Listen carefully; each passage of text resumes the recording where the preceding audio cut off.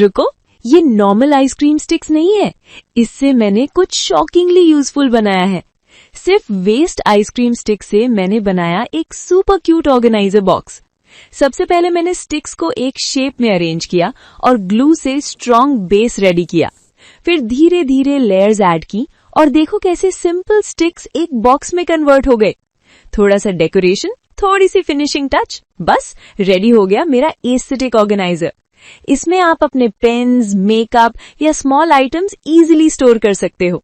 Believe करो या नहीं, ये पूरा DIY ऑलमोस्ट फ्री में बन गया।